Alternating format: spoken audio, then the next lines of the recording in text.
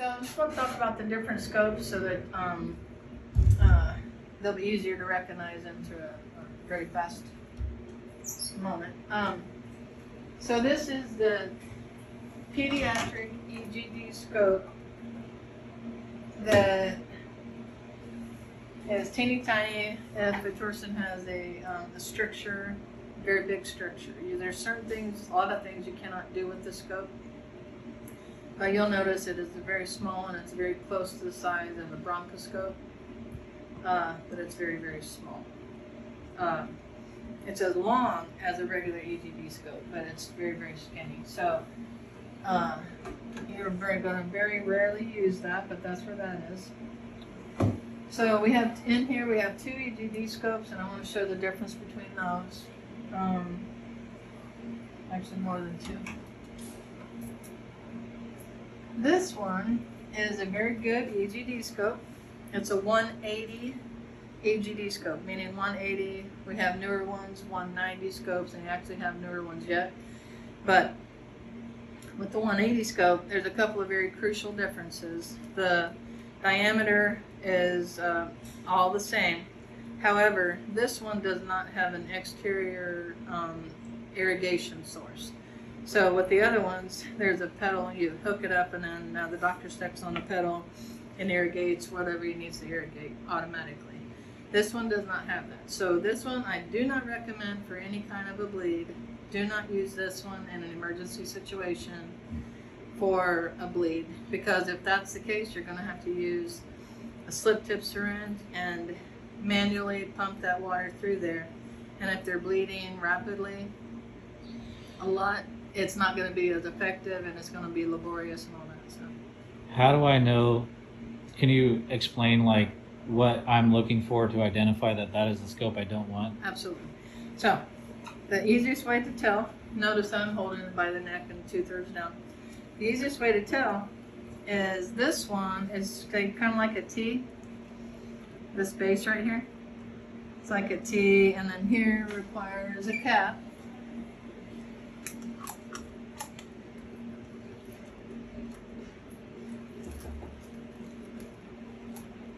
Oh. There we go. And I'm struggling with that. Oh. Okay. Yeah, she texted me. I gotta talk to Dan. She said to call her. Okay. Alright. Sorry. OR stuff. Okay. Yeah. So anyway, this one is shaped. This one is shaped like a T, and it has to have a cap. And that's the fastest, best, easy way to tell if it's a 180 scope, if it has this T. And Okay. here's, we got Christine's. Now the 190 scopes, these have the exterior irrigation where you hook it up and you step on the pedal and the doctor can irrigate to his heart content, his or hers. And that's with this type of base.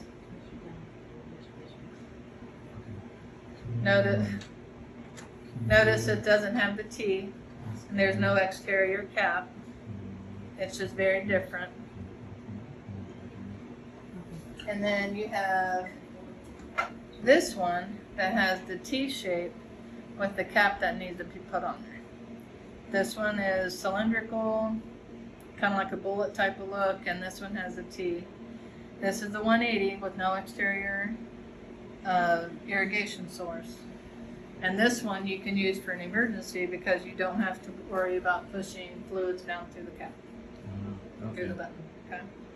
This is the one you want for an emergency bleed. And that's also called a 180, you said? This is the 190. Oh, 190. It's a new one Sorry. because it doesn't have the cap and it has an irrigation source and all that kind of thing.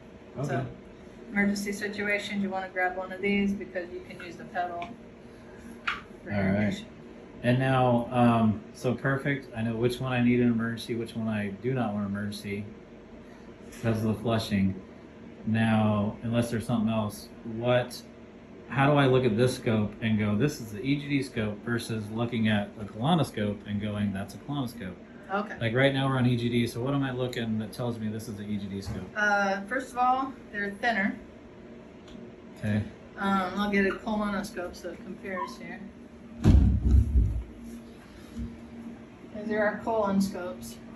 So I'm just going to hang this one right next to it. That'll be the best way to Perfect. tell the difference. So, you can see the difference. This one's a colonoscope. It's about 6 feet long approximately. Oh wow. Okay. And this is the EGD scope. It's about 3-4 feet long. Notice the difference sizes here. The EGD is a lot thinner. This is a colonoscope. What I mean, obviously there's landmarks, but can you kind of talk to these landmarks and how or why they're used? Yeah, these are used for like for well, they use them for both of them and stuff. But as you're in, like for the uppers, for instance, when they go into the stomach, they'll look at these. They're marked by centimeters, and they'll say esophageal varices or Barrett's esophagus or something at 60 centimeters or something. That's the way to say, because when they're in, when they go back in to check them again, to follow up with them and stuff, then they'll put that scope down in and they'll go, okay, at X amount of centimeters, that's where this issue was and stuff. So that's what it is. So they're all marked by centimeters.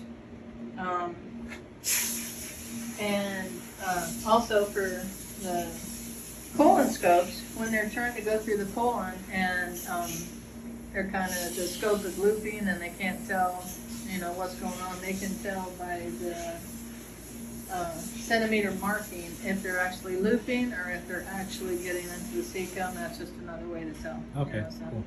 or if they're doing that. So anyway. So back to, other than size, what else am I looking for on why it's a colonoscope and why it's EGD? Okay. Also, this silver badge right here.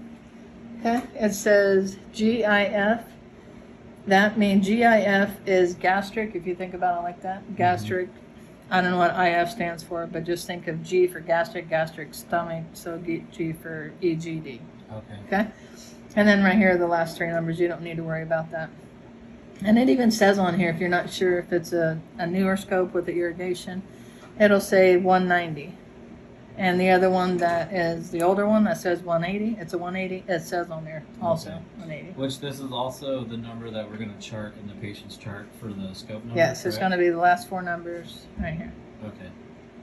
And And then the other. And if you get confused, you can put all the numbers in and stuff, but just we go by the last 4 numbers here. Okay. So, and here's the irrigation source or whatever. But if you're not sure if it's got an irrigation source, go for the 190, and that goes for the colonoscopes also. Okay. And then,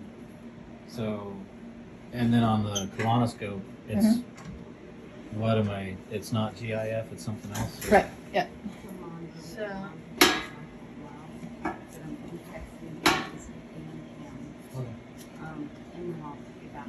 All right. So for the colonoscopes, you'll see that it says CF. I don't know what F stands for, but C stands for colon. Okay. See that right there? Yep. And then HQ, and then it says 190. 190 means the newer ones. Okay. All right. So just look for a C. C. Now, just to confuse you a little bit, we do have a pediatric colonoscope we use very frequently. Let me put this in here so it quits banging around.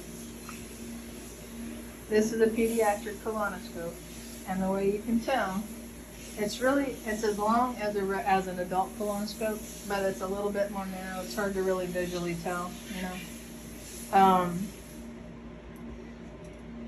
And this also is a 180. You know it's a 180 because it's got that T shape. Oh, okay. Okay. But it does have, don't let it confuse you because it does have an irrigation source. But, you know, anyway, the 180s have a T shape. And then it's got that silver knob sitting up. And so you always have to grab that to put on. So after you use the colonoscope, it protects it so it doesn't ruin the inside. So when we're transporting a scope, a 180, I should have that cap. Absolutely. Okay. Yep. Yep. And they're stored just sitting on the shelf there? Yep, they're just stored here. And if you don't see one over here, you can grab one from over there. They're all universal. Okay. They're all the same. Why are they not stored with the caps on? Because if just in case there's some type of moisture, Okay. whatever, they want that to dry out. Okay. And also, these caps are supposed to be stored face up, so just in case there's some type of moisture, they're supposed to air out, which a lot of them are face gotcha. up. But so anyway, that's what that is. So the 180 scopes have a T, and plus it says on here. So with the pediatric colonoscope, it says P, and then C, pediatric colonoscope.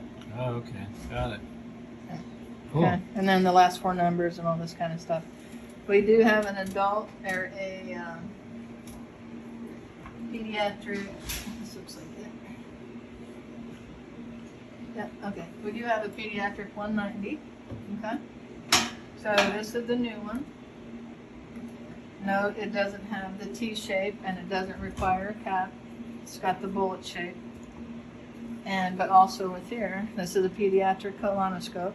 It says P for pediatric, C for colonoscope, and then the rest of the stuff. Back to the T versus this straightforward, without the T. Does that mean anytime you have a T, does that mean you can't do the irrigation that we spoke about? Only these ones? No, Or it that was doesn't mean it. that was specific to the EGDs? Just to the EGD scope, yeah. Okay. Because this pediatric colonoscope, it's got the irrigation and stuff, and honestly, I don't know why that particular particular EGD scope doesn't have it, but Okay. you know. Since we're on the subject, and I know here at St. Mike's we have a surgeon that likes to use sigmoidoscope sometimes. Can you show me maybe just the sigmoidoscope or something that the OR would sometimes grab? Yeah. So these are sigmoidoscopes. The easiest way to quickly find one is they're super short. Because the sigmoidoscope, they're only going to go up to a little bit of the colon. They don't need to have 6 feet of colon or anything like that. Yeah. So they're going to be short and stubby, old looking, and they're going to have this little green basket with the buttons that they would put into the scope. These are not, they're not disposable. They have to be reused. So that's why they're in this green plastic basket. Okay. But when you think of a sigmoidoscope, think of the fact that it's only going to go in a short way, so you're going to have a short scope. Do we have 2 sigmoidoscopes then? Because I see 2 that look very similar. Like this and this. Yeah, these are 2, but Okay. there's actually 3. They have one up in the OR right now that they're using and stuff. Oh, okay. But there's 3 sigmoidoscopes, and these are super old, and they're trying to get away from using them and things like that, But if they need a sigmoidoscope is short into the colon, so you're going to get a short scope, and then there you go. And now, since we've opened it, what are these other 4? Are those respiratory, or what are these other? No, these scopes? are all our respiratory. Well, I mean, what are those other right 4 here. then? Okay. Sorry. That's okay. So this is a some people call it a side viewer, but it's an ERCP scope. Okay. For an ERCP scope, you're gonna go into the common bile duct, and you need to be able to, instead of straight on, you need to be able to see out the side. So the camera, instead of being on the end, it's actually on the side. It's a side viewer. Okay. And this has the elevator in it, to where you can elevate the tone to do a sphincterotomy and all that kind of stuff. Okay.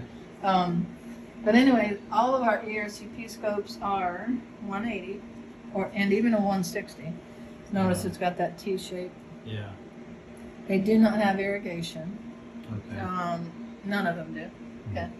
None of the ERCP scopes have irrigation, so it doesn't, And just remember to grab your little cap, because it's a 180 and even a 160. It's got your little thing. Take your cap. Gotcha. Because you will ruin the scope after the procedure if you don't have this cap on to protect it. Okay. This one, this is also an ERCP. The best way to do it is just to look at the end for someone who knows what they look like. Yeah. Gotcha. I'll zoom in on the elevator so you can. Great. Which one am I moving here? So you'll see.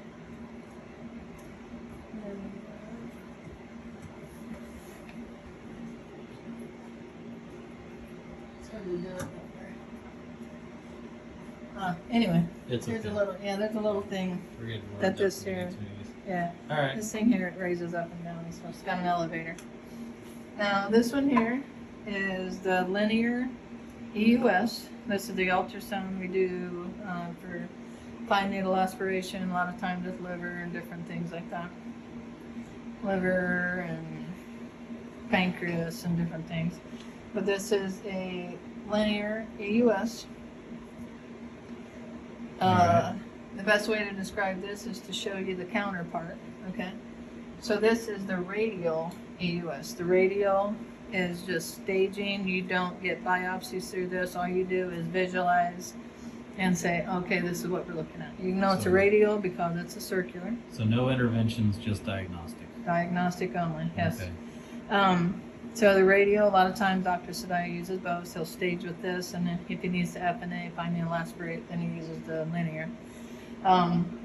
But this is kind of a behemoth because it goes this way, it's got this extra cord, and you know, Gotcha. It's kind of a big deal. But, and this has the cap on, and it shouldn't have the cap on. We'll take this on. This is actually a no-no, caught in action, but that's okay. It happened. And that's because you don't want any moisture. So automatically I'm going to double check, make sure there's no moisture in there, and there isn't. So I'm just going to put that in there. Okay. Cool. But anyway, so these are the EUS scopes, these are the ERCP scopes, and we have another one also that is not in here. Oh, here's the other city one scope. Oh, so that we do have 3. Yeah. Why does that third one look longer than the other 2?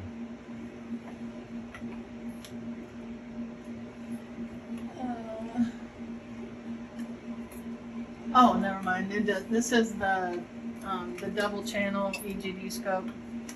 This is the 160 double channel EDD scope. Oh.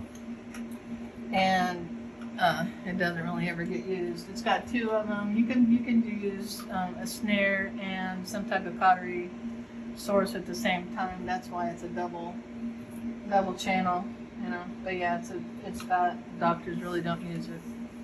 All right. Yeah, that's what that is. So that So- hides back there, and we wash it once a week, and and let it hang. Yeah. All right. So this that's the video of the difference between EGD, colonoscope, and then we threw in the other scope, sigmoidoscope, ERCP, EUS, Yeah. since we have them. And that's more especially because it's not standard EGD scopes and colonoscopes. So no time should you really need to come into a specialty cabinet. So. Yeah. All right. Yeah.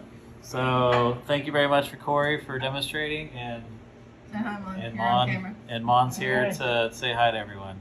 So thank you. Hello.